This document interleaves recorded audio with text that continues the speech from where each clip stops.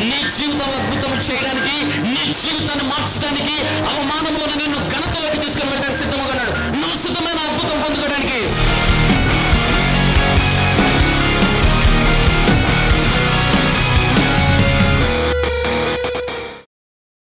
యోబు గ్రంథము మొట్టమొదటి అధ్యాయం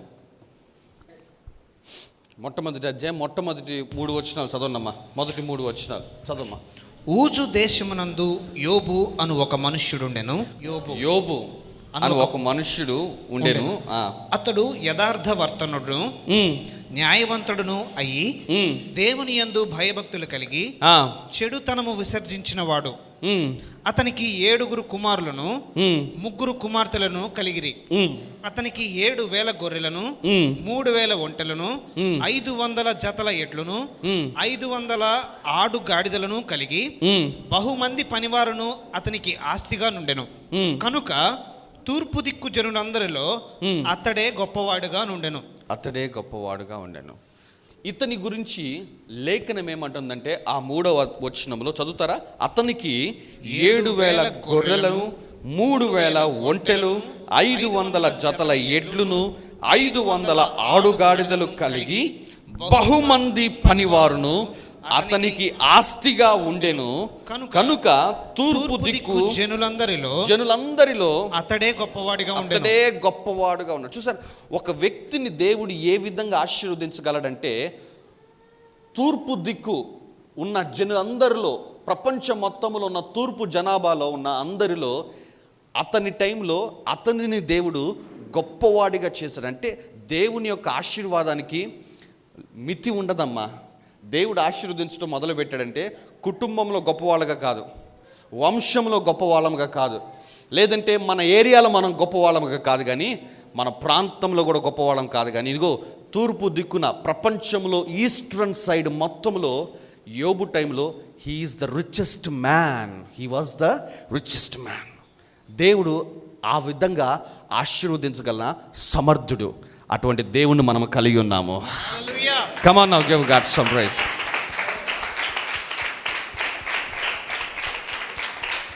Hallelujah. చూసారా? అయితే ఇక్కడ చూడండి, తూర్పు దిక్కున ఉన్న జనులందరిలో అతడే గొప్పవాడుగా ఉన్నాడు. కేవలం 1 సంవత్సరం గొప్పవాడుగా లేడు. అతడు బ్రతికిన దినములన్నిట అతడే గొప్పవాడుగా అలా మిగిలిపోయాడు. మామూలుగా మనం చూస్తే ప్రతి ఒక్కరి యొక్క ఆర్థిక పరిస్థితి కొన్ని సంవత్సరాలు పైకి వెళ్తాము, కొన్ని సంవత్సరాలు మనం కొంచెం డౌన్కి వెళ్తాం, కొన్ని సంవత్సరాల మధ్యలో ఉంటాము. అప్స్ అండ్ డౌన్స్ అనేవి మనం కామన్ అనుకుంటాం. నిజమే కాదా? బట్ ఇక్కడ నన్ను ఆకర్షించిన పాయింట్ ఏమిటంటే, తూర్పు దిక్కున్న జనులందరిలో అతడు గొప్పవాడిగా ఉన్నాడంతే. అతడు ఎట్లాగా ఉన్నాడంట? గొప్పవాడుగా ఉన్నాడంతే. He was in a blessed state.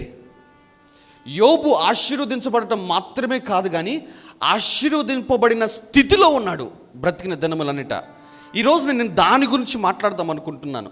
ఒక వ్యక్తి ఏ విధముగా ఆశీర్వదింపబడిన స్థితిలోనే ఉండగలడు? సాధారణముగా మనము చూస్తే మనం ఆశీర్వదించబడాలి, కొంచెము ఉన్నతంగా బ్రతకాలి, ఫినాన్షియల్గా అన్నిటి పరంగా అంటే మనం బాగా చదువుకొని మంచి జాబ్స్ తెచ్చుకుంటూ లేదంటే వ్యాపారాలు చేస్తూ ఉంటే ఆశీర్వదించబడతాం కదా, ఆశీర్వదించబడిన వారం అంటాము. కానీ దాని గురించి నేను మాట్లాడటం లేదు, కానీ ఆ ఆశీర్వాదంలోనే నిలిచి ఉండటము, దానినే ఆశీర్వదించబడిన స్థితి అంటున్నాను నేను. ఒక వ్యక్తి ఆ స్థితిలోనే ఏ విధంగా ఉండగలడు, దాని గురించి మనం మాట్లాడదాం. సిద్ధమేనా? నా బలమైన ప్రార్థనమ్మా, మన చర్చ్ మిలీనియర్స్ చర్చ్గా ఉండాలి. Come on now, give God some praise.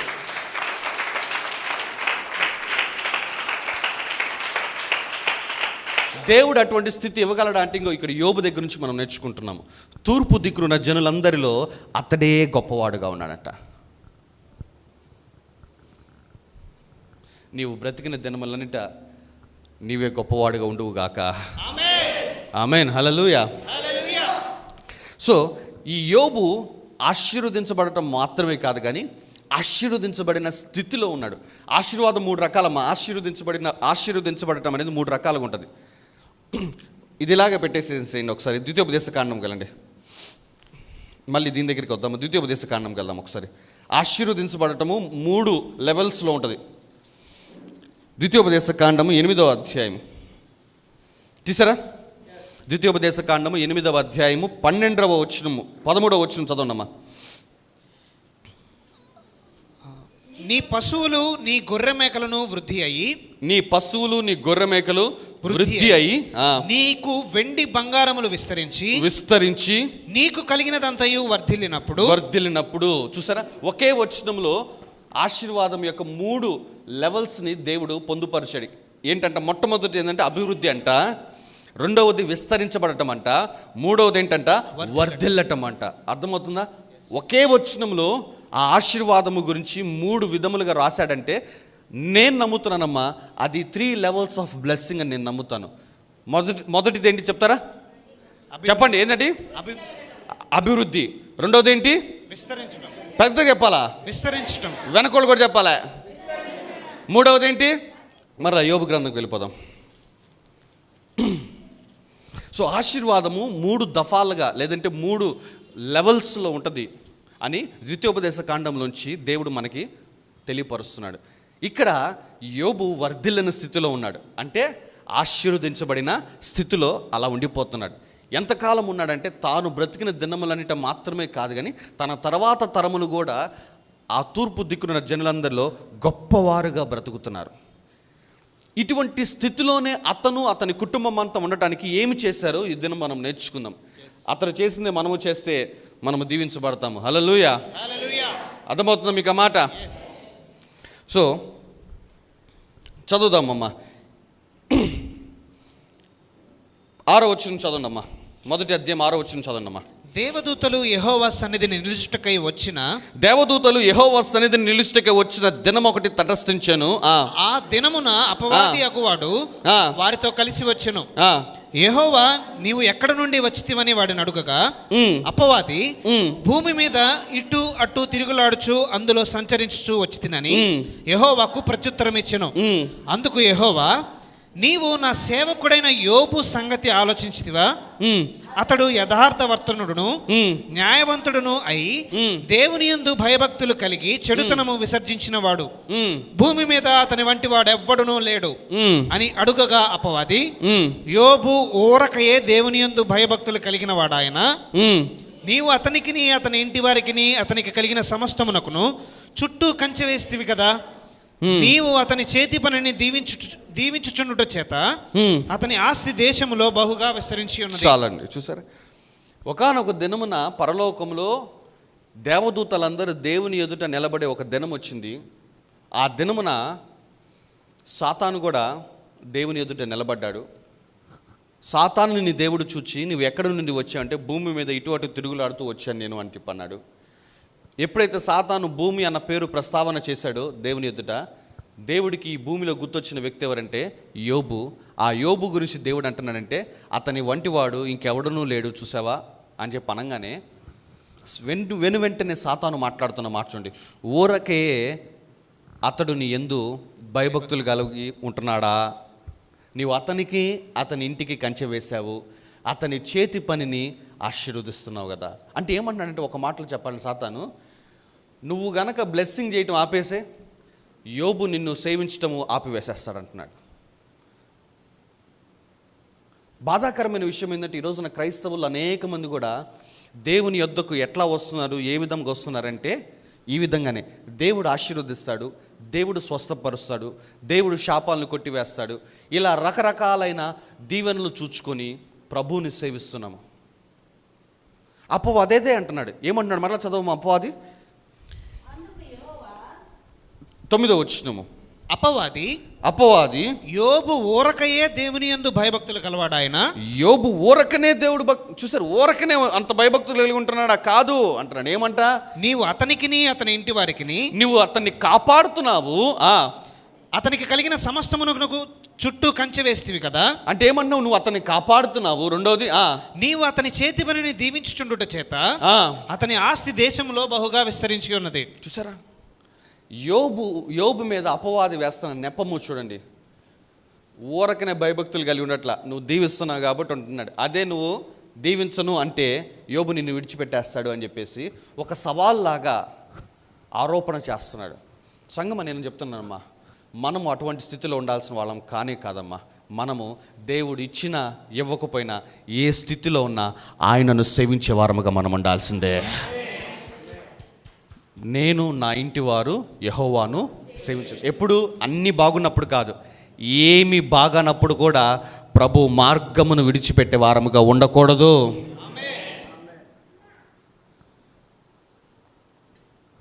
So యోబు ఆశీర్వదించబడిన స్థితిలోనే ఏ విధంగా ఉన్నాడు అనే దాని గురించి మాట్లాడుకుందాం మనం. ఆశీర్వదించబడిన స్థితిలోనే ఎలా కొనసాగుతున్నాడు, ఎక్కడ లాసెస్ చూడటం లేదు, ఎక్కడ ఫినాన్షియల్గా లో అవ్వటం లేదు. తూర్పు దిక్కున్న జనులందరిలో అతడు గొప్పవాడుగా అలాగే ఉండిపోతున్నాడు. How come he is remaining in that state? ఆ యొక్క స్థితిలోని ఏ విధముగా ఉండగలుగుతున్నాడు యోబు అంటే, యోబు జీవితాన్ని దేవుడు ఏ విధంగా ఆశీర్వదించాడు చూడమ్మా. సాతాను చెబుతున్నాడు, నీవు అతని ఇంటి వారికి కంచె వేశావు కాబట్టి అతడు ఆశీర్వదించబడిన స్థితిలోనే ఉంటున్నాడు. నీవు అతని చేతి పనిని ఆశీర్వదిస్తున్నావు కాబట్టి అతడు ఆశీర్వదించబడిన స్థితిలోనే ఉంటున్నాడు అంటున్నాడు. అంటే ఇండైరెక్ట్గా మనం అర్థం చేసుకోవాల్సిన విషయం ఏమిటంటమ్మా, ఒక వ్యక్తి దేవుని ద్వారా ఆశీర్వదించబడిన స్థితిలోనే ఉండాలి అంటే 2 రకములైన దీవెనలు మనకు కావాలి. మొట్టమొదటిది దేవుడు భద్రత కల్పించటము, రెండవది దేవుడు మన చేతి పనిని ఆశీర్వదించటము. దీనిని మన వాడుక భాషలో చెప్తున్నానమ్మా. నెంబర్ 1 భద్రత, నెంబర్ 2 దీవెన. నా మాటలు అర్థమవుతున్నాయా? మరలా చదువునమ్మా, చదువునమ్మా అగైన్.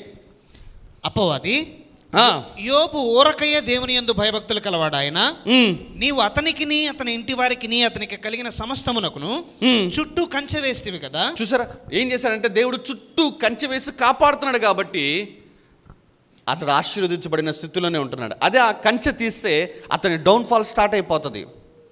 సో యోబు ఆశీర్వదించబడిన స్థితిలోనే ఉండటానికి గల కారణం ఏమిటంటే, మొట్టమొదటి కారణము దేవుడు అతని ఇంటి వారిని అతనికి కలిగిన సమస్తమునకు కంచె వేసి కాపాడుతున్నాడు. God is protecting Job. And రెండోది ఏంటి, నీవు అతని చేతి పనిని దీవించుచుండుట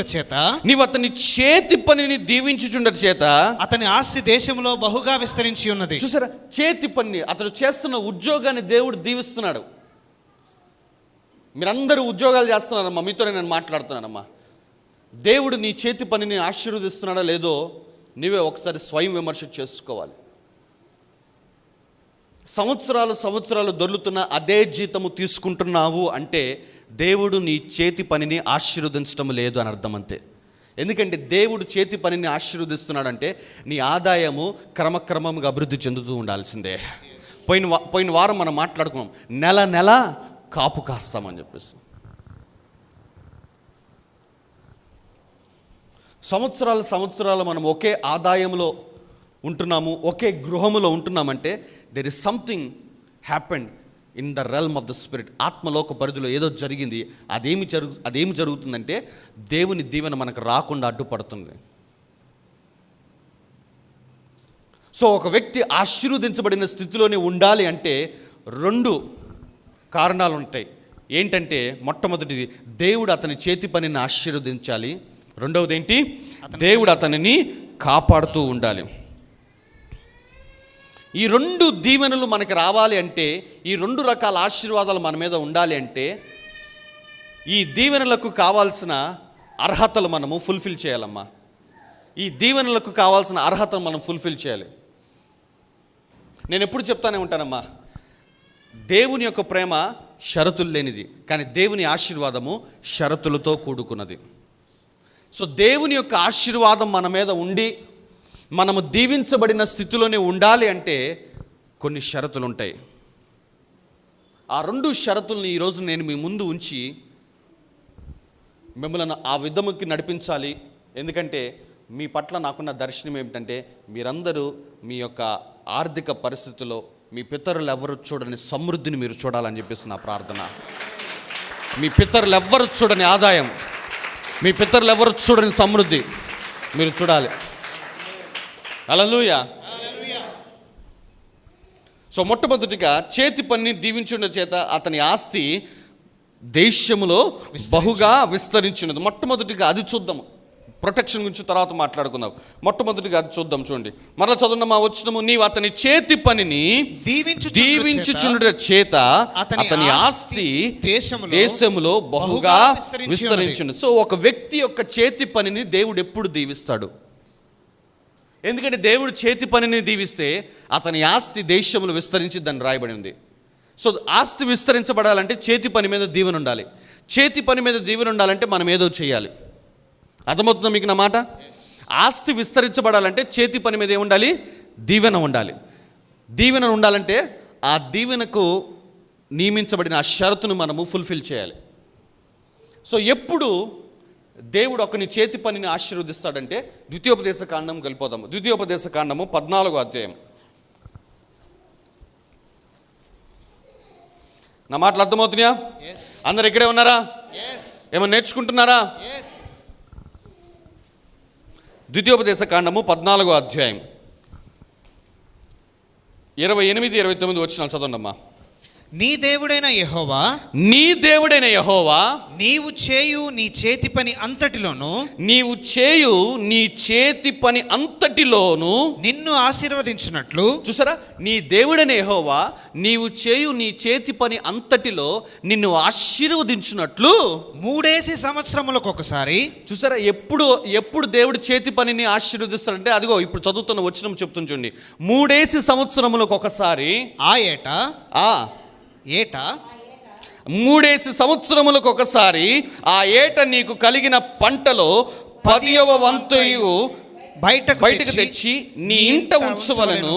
అప్పుడు నీ మధ్య పాలైనను స్వాస్థ్యమైనను లేని లేవీయులను, నీ ఇంట ఉన్న పరదేశులను, తండ్రి లేని వారును, విధవరాండ్రను వచ్చి భోజనము చేసి తృప్తి పొందుదు. చూడండి, ఇక్కడ 10వ వంతు అనగా దేవునికి ఇచ్చే దశమ భాగం అనుకుంటున్నారేమో. నోనోనోనోనోమా, దేవునికి ఇచ్చే దశమ భాగం గురించి మాట్లాడటం లేదు. ఇక్కడ దేవుడు మరొక దశమ భాగం గురించి మాట్లాడుతున్నారు. ఇక్కడే మనకి గొంతులు ఎలక్కాయ పడుతుంది. అసలు దేవుడికి ఇవ్వాల్సిన దశమ భాగం ఇవ్వడానికి మన వల్ల కాదు. 1.25 లక్ష బిల్లులు అడ్డొస్తాయి. హోమ్ రెంట్లు, బ్యాంక్ లోన్లు, గోల్డ్ లోన్లు, ఆ వడ్డీ, ఈ వడ్డీ, అది ఇది. దేవుడికి ఇవ్వాల్సిన దశమ భాగం ఇవ్వటమే మనకు వల్ల కాట్లా. ఇంకొక దశమ భాగం అంటే ఇక్కడ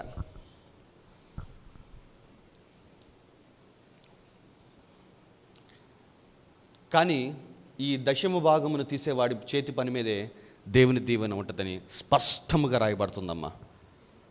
చదవనమ్మా మరలా 2 వచనాలు 28, 29. నీ దేవుడైన యెహోవా నీవు చేయు నీ చేతి పని అంతటిలోనూ నిన్ను ఆశీర్వదించినట్లు. నీవు చేయు నీ చేతి పని అంతట్లో. అమ్మా, నువ్వు ఏం ఉద్యోగం చేస్తున్నావు అనవసరం. చిన్న వ్యాపారం చేస్తున్నావు, పెద్ద వ్యాపారం చేస్తున్నావు అనవసరం. చిన్న ఉద్యోగమా పెద్ద ఉద్యోగం అనవసరం. బట్ నీ చేతి పని మీద దీవెన ఉంటే నీ ఆస్తి ఈ దేశంలో బహుగా విస్తరించబడుతుంది. అంటే ఒక చోట స్థలం కొనుక్కుని నీవు అక్కడ తాగావు, నీ ఆస్తి దేశంలో విస్తరించబడుతుంది. అనేక చోట్ల నువ్వు స్థలాలు, అనేక చోట్ల భూములు, అనేక చోట్ల పొలాలు నువ్వు యేసు నామమున కొనుక్కుంటావు. ఆమేన్. ఇది బీఫారాలు కాదమ్మా. ఐ హేట్ బీఫారాలు. అంతేనా అనేది? మనం కొనాల్సిన స్థలాలు ప్రైమ్ లొకేషన్స్లో ఉండాలి. మనం సో కొంతమందికి వల్ల కావట్లేదు. అమ్మో ఏంటి పాస్, నేను చెప్తున్నాను నీకెందుకు వల్ల కావట్లేదంటే చేతి పని మీద దీవెన లేదు కాబట్టి నీకు ఇబ్బంది ఉంది. అమ్మో ఇది అసలు మన ఊహకు మించింది, ఎవరికో జరిగింది దేవుడు అద్భుతం. నో, నీ చేతి పని మీద దీవెన ఉంటే నీవే రిజిస్టర్ సంతకాలు చేస్తూ ఉంటావు నువ్వు రానున్న రోజుల్లో.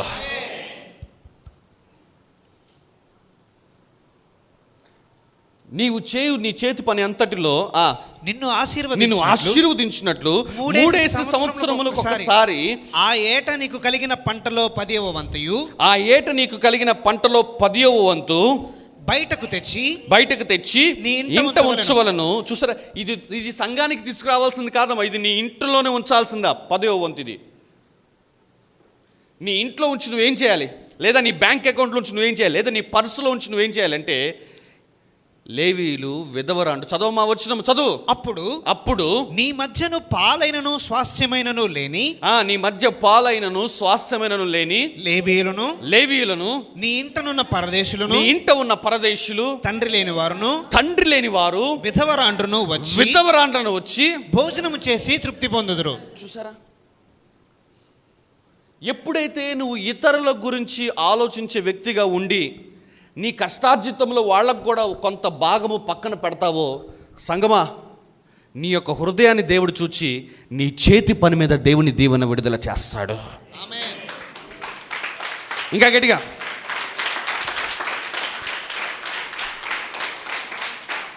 ఇక్కడ దశమ భాగం గురించి మాట్లాడటం, మనం మందిరంలోనికి తీసుకుని వచ్చే దశమ భాగం గురించి మాట్లాడటం లేదు. ఇక్కడ మాట్లాడుతున్న 10వ వంతు ఎవరికంటే, ఇదిగో దిక్కులేని వారికి, తండ్రి లేని వారు, విధవరాండ్లు, ఇంకా లేవీలు, ఇంకా మీ మధ్య పాలైనను స్వాస్థ్యమైన, అంటే ఏమాత్రము ఆదాయాలు లేకుండా దీనంగా బ్రతుకుతున్న వారిని నువ్వు చేర్చుకొని భోజనం పెడుతూ ఉంటావో, వారిని ఆదరిస్తూ ఉంటావో, అది గనక ప్రభువు నీలో చూస్తే ఖచ్చితంగా నీ చేతి పని మీద ఆశీర్వాదాన్ని దేవుడు విడుదల చేస్తాడు. కానీ అపవాది ఏం చేశాడంటే, అపవాదికి మీకన్నా బాగా తెలుసమ్మా లేఖనములు. అందుకే నువ్వు ఎక్కడ ఇతరులకు సహాయపడే వ్యక్తిగా ఉంటావు అని చెప్పేసి నీకు ఈఎంఐలు పెట్టాడు. అర్థమవుతుందా? ఇక నెల అనగా నాకు అదే ఇంక ఈఎంఐ ఇట్నే తిరుగుతూ ఉంటాం మనం. ఒకటైపోగానే ఇంకోటి కొంటూ ఉంటాం. అదేంటో మీరు గమనించలేదు, ఏదో ఒక వస్తువు ఈఎంఐ ఈ నెలలో అయిపోతుందని కానీ నీకే తెలియకుండా నువ్వు చూస్తూ ఉంటావు, ఈ నెలలో ఈఎంఐ అయిపోతుంది, ఇంకో వస్తువు కొనుక్కుందాం అని చెప్పేసి. నిజమా కదా? నిజం చెప్పాలా?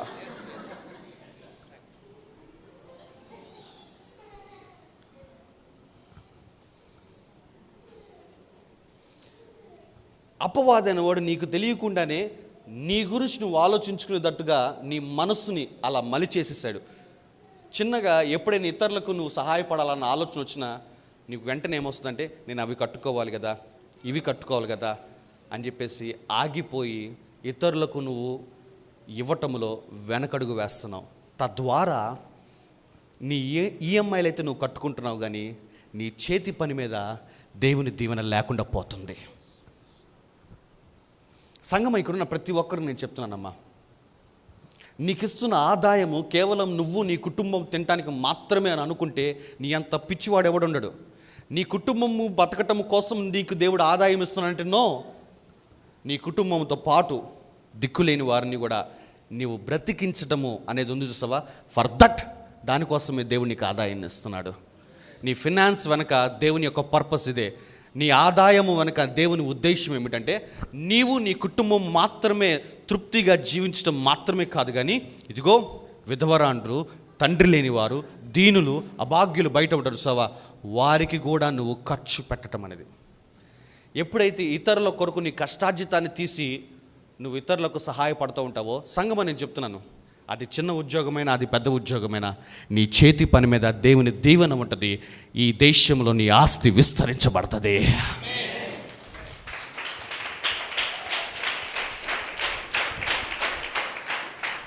నమ్ముతున్నారు? ఒకసారి బిగ్గరగా హల్లెలూయా చెప్తారా?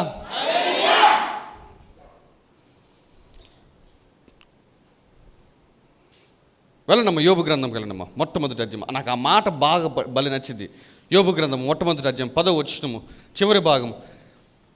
నీవు అతని చేతి పనిని దీవించుచుండుట చేత అతని ఆస్తి దేశంలో ఏమంటుందంట, విస్తరించబడుతుందంట. ఒక కష్టపడి లోన్ తీసుకొని అప్పు తీసుకొని ఒక స్థలం కొనుక్కొని ఒక ఇల్లు కట్టుకున్నావు, అమ్మయ్య అనుకున్నావు. బట్ దేవుడు ఇక్కడ ఏమంటున్నాడంటే, నీ ఆస్తి ఈ దేశంలో విస్తరించబడటం గురించి మాట్లాడుతున్నాడు. అంటే నువ్వు ఒక స్థలంతోటి ఒక ఇంటితోనే ఉండటం అనేది దేవుని చిత్తము కానే కాదు. ఎప్పుడైతే నువ్వు ఇతరుల గురించి ఆలోచిస్తావో, దేవుడు నీ గురించి ఆలోచించడం ఆరంభిస్తాడమ్మా. సో దేవుని యొక్క దీవెన మన చేతి పని మీద ఉండాలి అంటే మనకు ఉండవలసిన మొట్టమొదటి లక్షణం ఏమిటంటే, ప్రప్రథమైన లక్షణం ఏంటంటే, ఇతరుల గురించి యోచన చేయటం అనేది ఉండాలి మనకి. ఇప్పుడు యోబు ఈ విధంగా జీవించాడో లేదో చూడాలి మనం. చూద్దామా లేదా? ఇదొక మెడిటేషన్గా, లేదంటే దాన్ని ఏమంటారు, ఒక క్లాస్గా తీసుకోండమ్మా. Today I'm not preaching, I'm teaching. ఈరోజు నేను మీకు ప్రసంగం చేయటం లేదు, బోధిస్తున్నాను. సో ఈ యొక్క కమాండ్మెంట్ అనేది యోబు ఫుల్ఫిల్ చేశాడో లేదో చూద్దాము. యోబు గ్రంథము, ఎందుకంటే మనెవరికి తెలియదు యోబు ఏం పనో తెలియదు మనకి. ఎవరికైనా తెలుసా యోబు ఏం పని చేసేవాడు? ఎవరికి తెలియదు. యోబు గ్రంథం మనం చాలాసార్లు చదువుంటాం, చాలామంది సేవకుల దగ్గర వినుంటాం, కానీ యోబు ఏం పని చేశాడో మనకి తెలియదు. యోబు ఏం వృత్తో తెలియదు మనకి. కానీ లేఖనములోనే ఉంది యోబు ఏం పని చేసేవాడు అని చెప్పేసి. యోబు గ్రంథం 29వ అధ్యాయం తీసారా? 12వ వచనం చదువుదామమ్మా.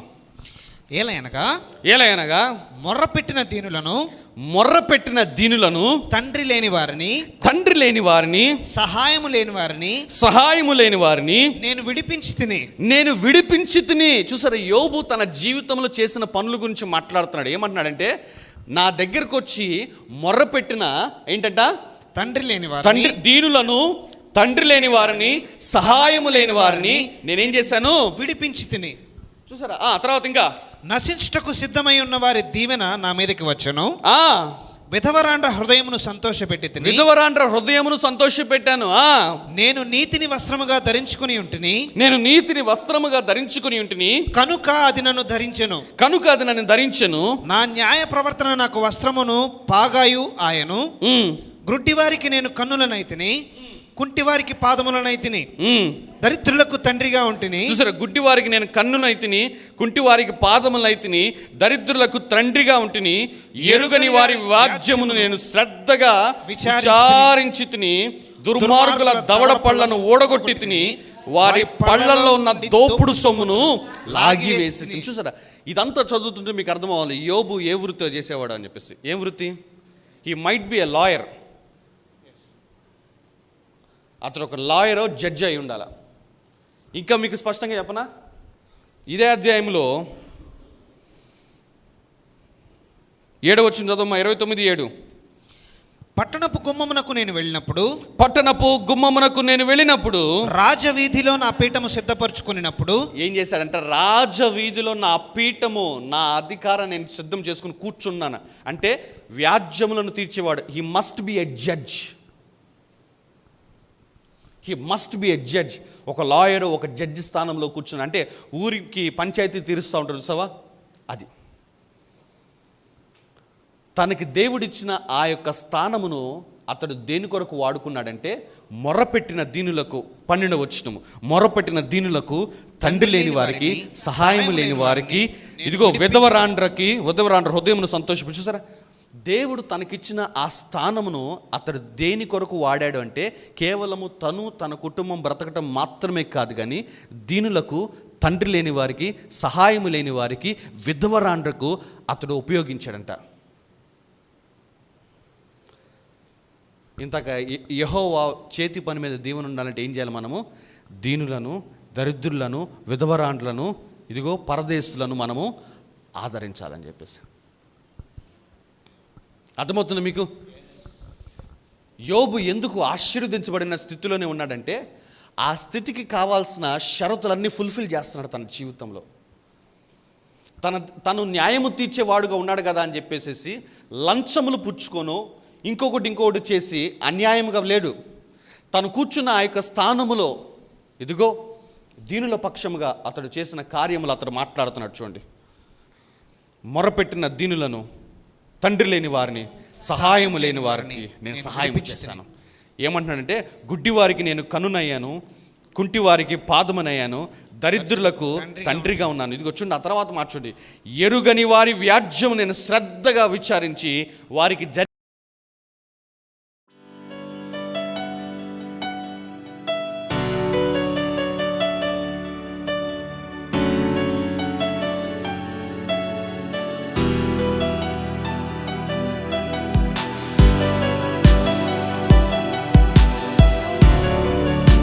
మా ఆరాధన సమయంలో